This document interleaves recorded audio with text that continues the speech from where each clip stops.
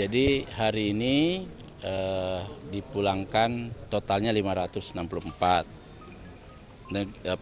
Daerah paling banyak adalah Sumatera Utara sebanyak 133, Jawa Barat sebanyak 75, kemudian Bangka Belitung ada 68, kemudian Jakarta 51 orang, Sulawesi Utara 39 orang, Kalimantan Barat 27 orang, Riau 22 orang, Jawa Timur 22 orang, Kepri 20 orang, Jawa Tengah 15 orang, Aceh 11 orang, Banten 9 orang, Nusa Tenggara Barat 9 orang, Lampung 8 orang, Sumatera Barat 4 orang, Sulawesi Tengah 4 orang, Bengkulu 4 orang, Jambi 3 orang, Bali 3 orang, Yogyakarta 3 orang, Papua Barat 2 orang, Kalimantan Selatan 2 orang, Kepulauan Riau, Sumatera Barat, Kalimantan Timur, Bangka Belitung,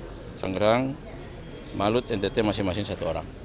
Berarti ini dari Sabang sampai Merauke ya Pak ya? 35 provinsi. Itu range usianya rata-rata berapa? Karena tadi yang muncul 11 orang masih muda semua Pak? Rata-rata ini sebenarnya anak-anak muda ya. Anak-anak muda yang memang terjebak karena iming-iming biasanya lewat online. Dan mereka itu biasanya ditawari untuk bekerja di restoran, hotel, antara 2, Kamboja atau Thailand. Nah, di Thailand kemudian mereka dijemput oleh seseorang dan dibawa ke tempat di mana ternyata itu sudah wilayah Myanmar. Nah, Myaweni itu tadi itu memang berbatasan langsung, hanya berbatasan sungai dengan Thailand. Nah, Myaweni ini satu kampung dan di sekitarnya juga sama mempekerjakan orang-orang yang sekarang ini TPPO dari semua negara. Saya pernah menerima 1 orang dari Medan, itu dia berenang di tengah banjir, akhirnya selamat. Jadi gitu. Nah, rata-rata yang datang ini memang mengalami penyiksaan. Bentuk penyiksaan yang paling umum pemukulan, lalu juga setrum, kemudian makan tidak jelas, maksudnya kadang-kadang dikasih makan, kadang-kadang tidak. Tidurnya juga di lantai, dan jam kerja yang hampir 24 jam. Istirahatnya 2-3 jam sehari. Tadi kan dibilang ada ancaman untuk penjual organnya, tapi kita punya datanya nggak? Apakah ada warga negara Indonesia yang sudah jadi korban penjualan organ? Kalau sampai hari ini kita belum punya datanya. Nah, makanya itu nanti kami dalam pendataan ini kita akan profiling satu-satu masing-masing yang 564 ini, kita profiling mulai dari kasusnya sampai pada kondisi kesehatan psikis maupun kesehatannya secara umum, dan juga kemungkinan dia punya masalah-masalah lain. Jadi kita akan profiling dalam waktu dekat ini. Memang rencana kita tampung 3 hari, semua kita tanggung dan kementerian kami ikut menanggung, termasuk pemulangannya nanti di kampung masing-masing. Tetapi tidak menutup kemungkinan ada beberapa orang, mungkin ada tadi yang saya dekat dengan saya itu, saya tanya rahangnya bengkok, kemudian telinganya di sini juga ada bekas pukulan. Mungkin kita lihat kalau kesehatannya dia harus kita rujuk ke rumah sakit secara fisik, ya kita rujuk, begitu pula juga secara mental. Apakah ini bagian dari keberhasilan Direktorat Cyber PPPO mendapat selama di sana gitu Pak? Ya, jadi ini yang mana dulu? Ini dulu apa mana dulu nih? Kenapa?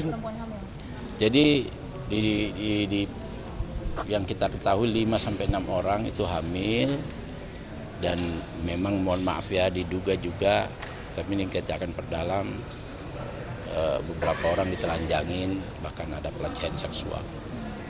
Pak, yang nggak mau pulang itu kan karena ada indikasi bahwa dia tidak mau pulang karena mendapatkan keuntungan. Tadi belum sempat dijawab. Apakah akan paksaan untuk dipulangkan dan diproses secara hukum, Pak? Ini kan problemnya nih daerahnya daerah konflik. Jadi Myanmar itu konflik, dikuasai oleh oposisi di Myanmar. Dan itu tidak mudah untuk kita masuk di sana. Jadi tergantung negosiasi Kementerian Luar Negeri bersama dengan Thailand, terutama kita banyak minta tolong sama Thailand sebenarnya, dan juga Myanmar. Nah, kita upayakan dipaksa, karena kan itu kan jadi korbannya adalah orang Indonesia. Jadi korban penipuannya nanti, karena yang mereka pasar mereka yang orang Indonesia itu ya Indonesia, jadi penipuan lah macam-macam lah jenisnya kan.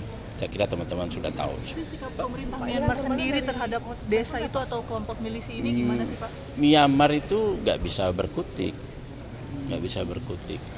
Perusahaan-perusahaan yang di sana diduga punyanya orang-orang Cina. Jadi kita kadang-kadang harus berdiplomasi dengan pemilik perusahaannya gitu. Oke, Pak, 3 hari screening itu nanti akan langsung dipulangkan ke daerah atau nanti ada tambahan hari lagi untuk akses? Tergantung. Secara umum kita targetkan 3 hari. Tapi kalau ada yang tadi bermasalah kesehatannya harus dirujuk dan sebagainya, kita akan pertimbangkan. Atau cukup dirujuk di rumah sakit daerah juga nanti kita. Pak, minta penjelasan. Intinya kita kawal sampai pulang. Dari 564 itu informasinya masih 10 orang itu tertahan di sana atau memang sudah ikut dalam pemulangan Pak? Belum, masih di sana. Masih di sana. Kendalanya gimana? Mungkin mereka punya utang, mungkin mereka jadi semacam sandra. Jadi lagi didalami oleh Kementerian Luar Negeri, atas kepolisian, atas pertahanan. Pertahannya di Thailand ya Pak? Atau Ini di Myanmar. Kalau di Thailand aman, dia masih di Myanmar.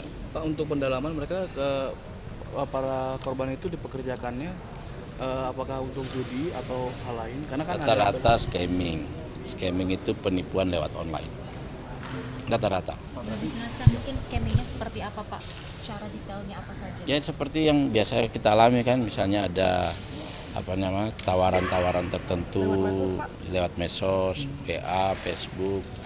Lalu kita tertarik, kemudian tawaran itu kita ambil, termasuk tawaran untuk bekerja, ya iming-iming hadiah dan seterusnya. Macam-macam modus kan. Pak, ini kalau diplomasinya gagal dengan perusahaan Cina itu ada operasi militer nggak sih? Kan TPPO Nah kan, itu pada kan zaman orang. nggak bisa. Ini kalau militer, makanya kita tidak boleh menampakkan ininya karena itu akan berefek ke sana. Jadi ini nanti itu berefek. Kalau kita bocor sampai ke sana dan kelihatan mereka terbuka di publik, maka di sananya akan disiksa yang lain di sana. Itu harus hati-hati. Makanya dulu saya waktu datangnya siapa saya minta jangan terlalu banyak terbuka dulu. Berarti sejak awal pendaftaran mereka ketika rekrutan itu memang sudah legal ya Pak secara Ilegal. dokumen-dokumen. Jadi mereka berangkat kan pakai visa turis dan mereka langsung biasanya di Thailand. Yang ke Kamboja pun juga ke Thailand. Jadi mereka ini karena pengaruh online ada yang mandu orang Indonesia. Kamu ke sini, kamu urus ini gitu-gitu. Dan mereka nggak lapor kita. Kondisi 500 orang itu yang dipulangkan sementara 400 bagaimana Pak? Apakah ada yang memang mengalami luka atau bagaimana? Iya. Tadi yang dekat saya saja itu nanti kan pasti kita dalami ya, tapi bukan luka, bekas-bekas. Ada yang rahanya tadi bengkok. Geser-geser. Maaf. Pak, ada kompensasi jangka panjang nggak untuk 500 orang itu? Ya kita akan melakukan reintegrasi sosial ya. Reintegrasi sosial, habis itu dari profiling itu nanti kita lihat treatment apa per orang ini yang bisa kita lakukan. Apakah pendampingan usaha, apakah dia bekerjakan di mana dan sebagainya. Pak, untuk yang 564 ini dokumen mereka sudah berhasil didapatkan atau memang tertahan di sana, Pak? Dokumen kita belum tahu. Ya, maksudnya nanti akan kita cek semua satu persatu. Itu nanti di 3 hari. Ya. Itu di Kemenlu kalau itu. Informasinya dari ratusan itu ada yang disekat dan sampai disiksa. Itu proses penyelambatannya gimana, Pak? Jadi kan mereka ini bekerja. Jadi dia bekerja. Misalnya dia bekerja depan komputer untuk ditarget misalnya kamu harus sehari sekian orang atau sekian nominal uang yang harus kamu dapat. Kalau dia nggak tercapai dihajar. Dan itu satu itu modusnya. Yang kedua dia bekerja full, nggak kenal malam kerja. Kalau dia tidak bekerja sedikit tidur dihajar. Ya gitulah. Proses penyelamatannya gimana, Pak? Kan katanya ada yang nyampe minta tebusan. Ya kalau proses penyelamatannya tanya kepada teman-teman Kemenlo ya. Tapi intinya kalau yang pernah saya wawancarai rata-rata mereka minta tebusan. Berarti bukan Nah yang sedih itu kan yang main sebagai calonnya itu orang Indonesia sendiri. Makanya tadi disepakati bahwa kita duga ada ini pemain-pemain yang terlibat di antara 564 orang.